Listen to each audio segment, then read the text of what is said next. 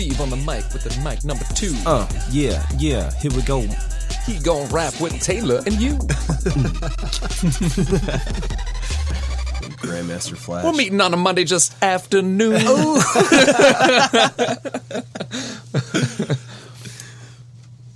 And I'm done now. How about you? And now I'm done. Yeah, that's cool. We got a buddy in the corner. He's a sound engineer. You over there drinking gin, not beer. I don't give a fuck, so let's talk it out. Could be a whole nother thing. Freestyle podcast the whole time. Freestyle podcast. Can't talk unless you rhyme. Every Shit. time. Every time? Every time. Dropping dimes. Guys, welcome back to Passing the Bar podcast, where we're bartenders talking about the ups and the downs of the industry and all the social issues that we deal with. I'm Chris Pryor, and today I have Steve with me. Hello, hello. And also Taylor Ewing. Hey, how we doing? Taylor is a valet. I would call him the first line of defense when dealing with a guest. So, Taylor... That's a good way to put it. You think so? I think so. The first person you see, the last person you see. I mean, valet is, you kind of set the tone for the experience for guests, you know? It's true. You know, wherever they're coming from, whatever issues that they're dealing with, like, you're the first person that they talk to. Oh, yeah. It's also the quickest sale in the restaurant, too, and people don't want to valet. It's like, come on, I got you. Just leave me your car, have a good time. And in a city like Virginia Beach, I mean, valet is everywhere. You know what I mean? Because parking really isn't that convenient, I should say, especially at the oceanfront. You know what I mean? It's kind of, you know, there's a lot of public parking garages and whatnot. But if you're going to a restaurant, a bar, valet is everywhere. So you really are the first line of defense. You're almost, I don't want to put it down as a host, but like you are the first face that people see. Right. You know what I mean? Yeah, and you know, in the last few years, it's gotten more popular. You see valet, like you said, everywhere now, which is cool. Helps us out. Ferris Bueller kind of ruined it for all of us, but it's okay. What do you mean? When he has the Ferrari and the valets go joyride the Ferrari and Ferris Bueller. I'm not even kidding. Almost every single shift I work, like, oh, you're not going to go joyride it, are you? I'm like, no, sir, I'm not going to go joyride your '92 Honda Accord. It's okay. Have a good time. Is that you're telling me that's a thing? That's a thing. That is such a thing. It's annoying. Yeah. Oh yeah. So I mean, does it? Okay. So that's a thing, and it's a thing with cars that aren't necessarily the most sought out after vehicles. Right. So we're not talking like Lamborghinis, Ferraris. No, those guys are usually the cool ones. Really? Those guys are usually the ones who come in, throw you the keys, they're like, whatever. It's the guys in these like Pep Boy special riced out like Hondas that are like, don't go joyride it now. You know, keep it in the parking lot. Like, I got you, dude. It's okay. I'm going to make a quick trip to the Outer Banks with it real quick. I'll come back. In the midst of my busy shift, you know, like, we'll be slam packed and, you know, people will throw that out there and I'm like, dude, I don't even have time for that. What are some of the I don't know, the standout statements that that guests hit you with when you know that seems to be one, like, oh, don't go for a joyride. My other favorite one is can you drive a stick? And I'm like, that's the one with 2 brakes, right? That's my favorite rebuttal to that of all time. Like, yeah, I can drive a stick, sir, probably better than you can. So have a good time. The other one is now, all my things are going to be here when I get back, right? I'm like, yes, ma'am. I'm a valet, not a thief. It's okay. Everything will be fine. It's amazing. It sounds like a lot of people have like a lack of trust. Oh, huge lack of trust. I mean, I'd imagine that it has to come from some situation that they've dealt with in some other area, you know? Yeah. Maybe a bigger city or places, or maybe they've dealt with somebody that's been dishonest or, you know, what have you. Right. But I feel like, at least down here in the industry, like down here in Virginia Beach, we're pretty, like, most of the people that I've met that work in the industry are pretty stand up. You know, like we like to do what we do, and we don't like to kind of, I guess you would say, like, shit where you eat or like shit where you work. You know? Yeah. Right. Yeah. I love my job. You know, I make great money. There's no reason why I would risk my job in stealing your pack of gum out of your car. Yeah. You know, like, Right. I'm not taking your Luna bar, miss. Right, Don't worry about it. Exactly. It's not worth it to me to do that, you know, but yeah, you know, it's society, and like we were talking about Ferris Bueller, and you know, I've seen a couple movies where Valet is put out as, you know, the bad guys. Don't trust these guys.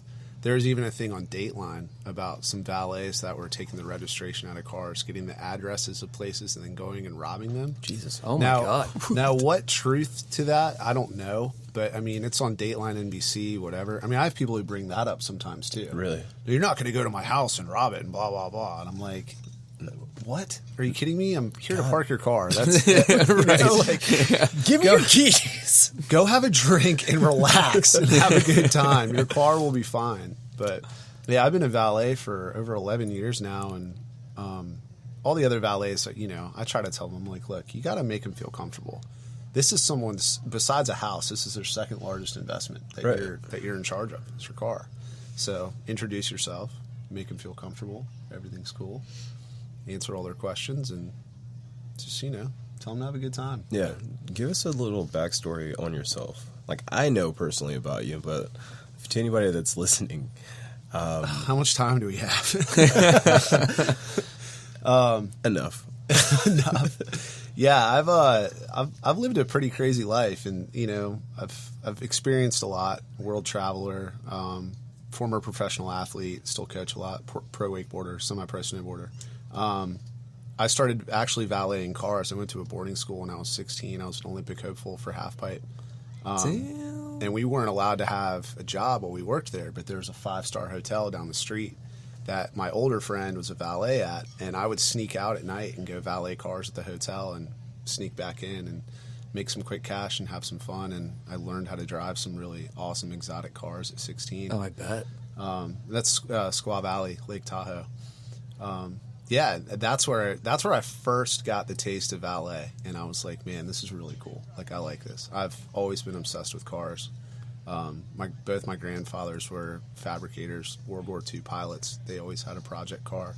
My dad always had a project car, you know, and always been around cars my whole life and been obsessed with them. And valet is kind of a good fit for me because I like cash and I like cars. So There you go. it works out. Best of both worlds. But yeah, I started valeting really young, you know, when I lived out there, and learned a lot about a lot of different cars and kind of did it on my own. And you know, I try to spread my knowledge with newer valets who come into the game and try to teach them what's right, what's not right, and how to properly do stuff. But yeah, it's cool. It's a fun job. It's a good time. What's the most or the highest amount of cars you've had to park in one day? Oh, let's see. There was one shift. I had a guy. It was a Tuesday in the summer, and I was the 5 o'clock and he was the opener. So we got there. He was there at 9 o'clock, and he was supposed to stay with me like all through dinner, and he dipped out right at 5 o'clock. So he had like a hot date or something, but he was supposed to at least stay there with me until like 8 or 9 p.m. You know, Right, get through the rush. right? He was just gone. Did you say I was cut? No, I said what the fuck? Right. No, See ya, dude. He was out. And I'm sitting there, and, you know, at one point I'm like, see in the bathroom, or, you know, like, what's going on? And I have all these cars coming in. And I usually, sometimes it's too busy to keep count. Sometimes it's not. But that night I parked 70 cars by myself. Jeez. And, you know, it was a good payday, but I was feeling it. I was definitely feeling it the next day. You know, I had shin splints and, you know, a lot of running, a lot of cardio. Not too fun. Yeah, and I still fucking hate that guy to this day. Do you still work with him or no? No. Oh, okay. Thank God. But yeah, he really fucked me over. But the shitty part is he came back to the restaurant and was hanging out drinking on the back patio while I'm out there getting my ass kicked. You know, and I went straight. I was like, dude, what the fuck? What are you doing? Like, I'm enjoying my beer. Yeah, exactly. So then he got too far in drinking. He wasn't able to drive any cars at that point to even get back on the shift. But he knew what he was doing. He knew what he was doing, yeah, for sure. But yeah, I would probably say it was about 70 cars. That's the most cars I've parked by myself.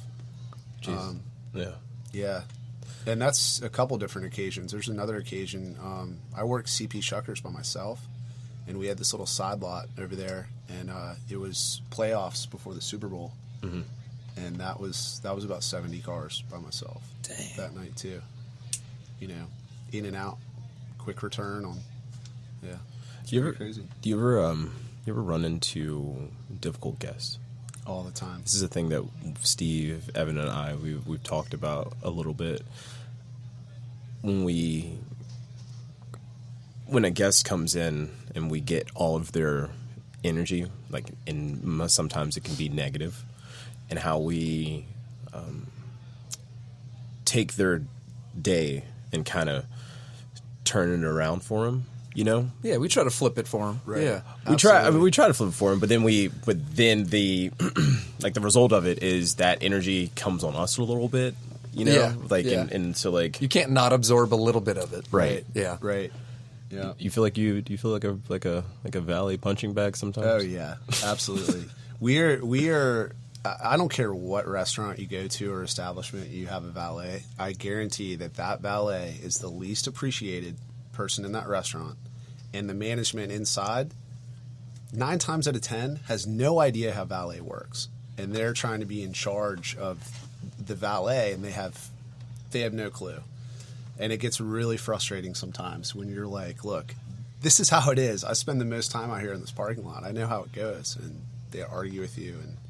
But yeah, we, as a valet, you know, you run into some very disgruntled guests who just, you know. Just hop. I mean, I Just think right at it. I've seen it. I've seen it like, once all right. before when I was when I was over there. I was kind of hanging out near Valet, and I watched a guy pull in, parks his car, hops out, goes to lock it, and goes, "You could have the tip, but you can't have the keys." Oh, yeah. Something. Yeah. You know. That military guy. Yeah. Yeah. Old school military dude. Sometimes people are just like dickheads. Yep. Yeah. Yeah. That's a Like, good word don't for want it. to follow the rules that No. everyone else is doing. No. Don't want to follow the whole lineup of what you should be Oh, doing. Exactly. Look at me. I've got my fucking jacket on and my shirt buttoned the Got my fuck big up. boy pants on Oh. and my suitcase. Hey, park this out front there. Yep. Well, it's interesting to me, like, you know, we use cones. We cone off all the spots, right? Mm-hmm. I missed one cone because I was parking a car. All the cars are backed in. You see one spot right there, and you're going to pull in nose in and just think, like, there's nothing going on here. It's not interesting to you that you see these cones and all the cars backed in, and, oh, look, that's your one Well, spot. of course not. He's more important. Right? Oh, Yeah. I see. Oh, that's my spot. Thank you. How did he know? But yeah, I definitely meet some interesting people doing this job, and you know, I'm like my dad. My dad, you know, he's never met a stranger. I'm the same way. You know, I can strike up a conversation with anyone about anything, and sometimes you just meet these people who just aren't having it, and you're like, okay, well, here we go. Well, fuck me. All right. I guess I'll just park your car. All right, bye. One of the wackiest situations. This was last winter. I had a lady come in. She was in like a 2003 Honda sedan, Honda Accord, like nice Honda, older but nice, and pulls up. She goes, "I want it parked right by the front door. I want to hold on to my keys. Don't roll down the windows. Be easy on the seats. Don't slam the doors." Like laundry list of stuff, right? I'm like, okay, all right. It's slow enough. I can accommodate. It's cool. So park her by the front door. Let her have her keys. Everything's cool. She comes back out. She gives me 62 cents as a tip. And, you know, we just work for tips. At one of the restaurants I work at, it's $2.13 an hour like a server. We work for tips. At Shuckers, it's just tips. And then she goes, wait a second. Let me get a quarter back. That's too much. And I'm No, like, she did not. Yeah, oh yeah. I said, ma'am, you take all this back. It's okay. I don't need your tip. It's all right. Thank you anyway. So then she turns it around on me. Oh, I'm not good enough to tip you? You're going to give me my tip back? How rude are you? And I said, ma'am, you have a nice night. It's okay. And then she looks at me and goes, let's hide the change over here in the flower box and save it for a rainy day. Wow. And I said, okay, ma'am, now you're freaking me out, and I don't feel comfortable around you, so if you could leave the parking lot, that would be great. But now every time this lady comes back, I tell the other guys, I'm like, nope, She can go park in the parking garage or park in the street. I'm not accommodating to a psycho. Sorry, but yeah, we see a lot. It's crazy, dude. I've parked cars with